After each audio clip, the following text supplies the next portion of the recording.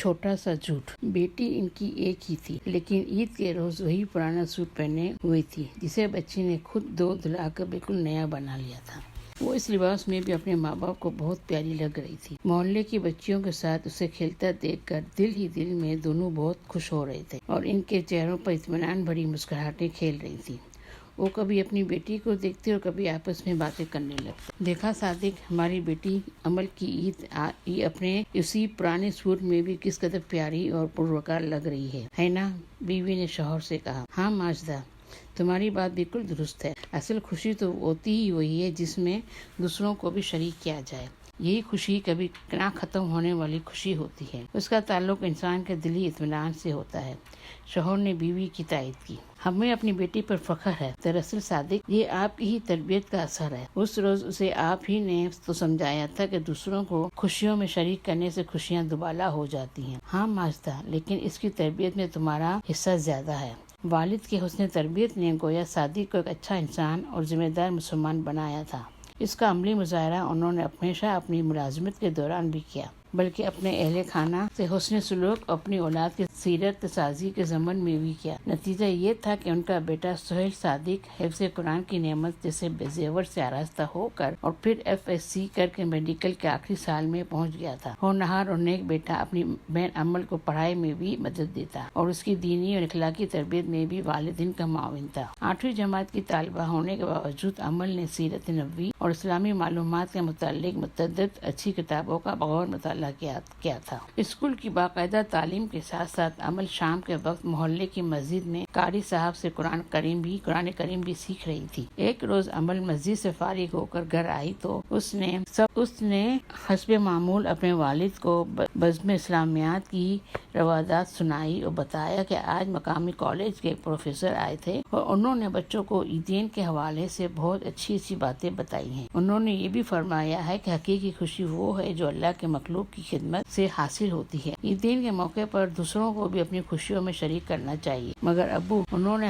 ہمیں ایک ایسی بات بتائی ہے جسے ہم نے نہ صرف یاد رکھا ہے اور دوسروں کو بھی بتانا ہے۔ اس کی صحیح سمجھ ہمیں زندگی میں آگے چل کر آئے گی۔ پروفیسر صاحب نے کہا ہے کہ بچوں، اگر تم سے کوئی پوچھے کہ اسلامی معاشرے کی امتیازی خوبی یا خصوصیت کیا ہے تو تم کہنا کہ اسلامی معاشرہ ایک ذمہ دار معاشرہ ہے۔ اللہ کا خوف، خدمت خلق اور اظہار و قربانی اس دفعہ اس ذمہ دار معاشرے کی بنیادی ستون ہے۔ باپ نے کہا، دیکھو بیٹی، دوسروں کو اپنی خوشیوں میں شریک کرنے سے خوشیاں دوبالا ہو جاتی ہیں۔ دوسروں کا خیال رکھنا، ان کا دکھ درد بانٹنا، اچھے برے لوگوں کے کام آنا ہر مسلمان کی ذمہ داری اور دینی فریضہ ہے۔ اسلامی معاشرے کی امتیازی خصوصیت یعنی اپنی ذمہ داری کو محسوس کرنا اور اسے پورا کرنا بھی مسلمان کی شان اور ایمان ہے۔ آپ نے اپنے پیارے نبی صلی اللہ علیہ وسلم کی یہ بات تو سنی ہی ہے نا کہ تم میں سے ہر ایک ذمہ دار ہے اور اس نے اپنی ذمہ داری کے لیے اللہ تعالیٰ کو جواب دینا ہے۔ سیرت کی کتابوں میں آپ نے یہ بھی پڑھا ہے کہ صحابہ کرام، مہاجرین و انصار اپنی ضرورت کو پس پشت ڈال کر اپنے بھائیوں کی ضرورت کو مقدم رکھتے تھے۔ اسی کا نام تو اظہار و قربانی ہے۔ بہت بہت شکریہ ابو،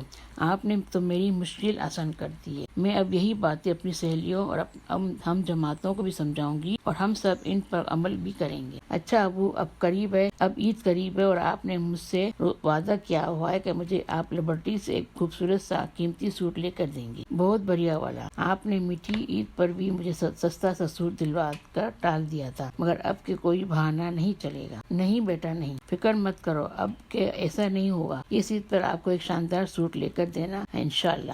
اور کیا ابو؟ بس بیٹا کچھ نہیں۔ عمل ایک ذہین اور سمجھدار بچی تھی۔ وہ سمجھ گئی کہ اس کے ابو عید پر کسی اور کو بھی سوٹ لے کر دینا چاہتے ہیں، مگر اس کا نام ظاہر نہیں کرنا چاہتے۔ اسلام میں احسان کا تقاضا بھی یہی ہے کہ تاکہ کسی کی خودداری مجروح نہ ہونے پائے۔ والد کی بات کو بھانپ کر اور نیکی کے لیے ان کے ارادے کا اندازہ کرتے ہوئے عمل نے بھی نیکی کا ایک ایسا ہی پروگرام سوچ لیا تھا۔ عید الاضحیٰ قریب آ رہی تھی۔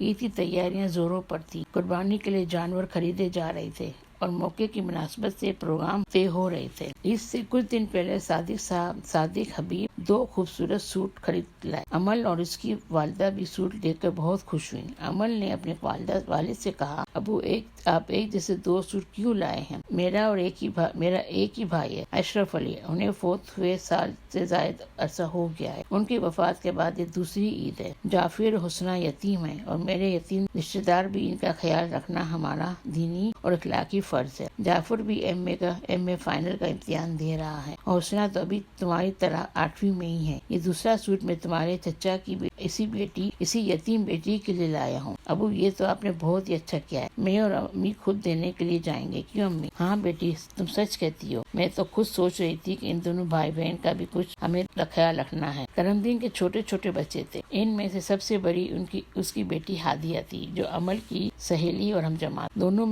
دونوں میں پیار کا بہت گہرا رشتہ تھا۔ ایک ہی اسکول میں پڑھتی تھی۔ اسکول جانا اور اسکول سے واپس آنا ایک ساتھ ہوتا تھا۔ ہادیہ بے حد ذہین اور ہونہار بچی تھی۔ امتحانات میں پہلی اور دوسری پوزیشن ہمیشہ ان دونوں سہیلیوں کے درمیان ہی رہتی تھی۔ حتیٰ کہ کلاس میں دوسری لڑکیاں مذاقاً پوچھ لیا کرتی تھی کہ اب کے کیا فیصلہ ہے، اول کون آئے گا؟ سب کلاس کا اتفاق تھا کہ وہ دونوں آپس میں طے کر لیتی ہیں کہ اب کے اول کون آئے گی۔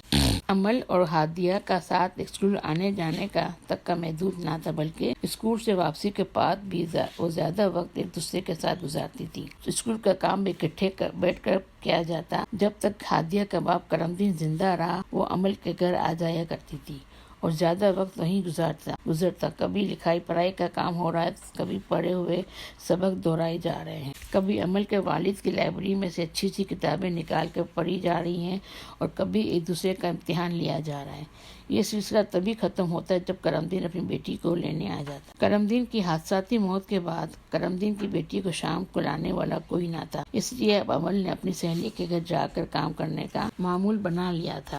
صادق حبیب عید الاضحیٰ کے دن عیدگاہ سے واپس آئے تو باپ کے بلانے پر جھجکتے شرماتے ہوئے باہر آئی تو والد نے تعجب سے پوچھا، ارے تم نے وہ نیا سوٹ کیوں نہیں پہنا؟ اتنے شوق سے تو منگوایا تھا، یہ تو تمہاری پچھلی عید والا سوٹ ہے نا، نیا سوٹ کہاں ہے؟ ابو وہ تو مسکراتے شرماتے ہوئے رک گئی۔ ہاں بولو بھائی، اس میں کوئی نقص نکل آیا ہے؟ نہیں ابو، بس وہ تو میں نے ہادیہ کو عیدی کے طور پہ دے دیا ہے۔ شادی خوشی اور حیرت کے ملے جلے جذبات کے ساتھ اپنی بیوی سے کہنے لگا، ماجدہ سنا تم نے، تمہاری بیٹی اپنا نیا سوٹ اپنی سہیلی ہادیہ کو دیا ہی ہے۔ ابو اس کے پاس عید کے لیے پہننے کو کچھ نہ تھا۔ ماجدہ باہر آئی تو کچھ دیر تعجب سے بیٹی کو دیکھتی رہی، پھر کہا، اچھا چلو، اچھا کیا، تحفہ تو پھر بھی نیا ہی ہونا چاہیے۔ ہماری بیٹی نے بہت اچھا کیا، مگر ابو وہ لیتی نہیں تھی۔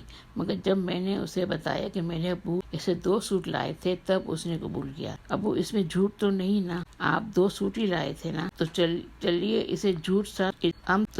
اسے چھوٹا سا جھوٹ کہہ لیتے ہیں۔ نہیں بیٹی، یہ تو بہت بڑا سچ ہے۔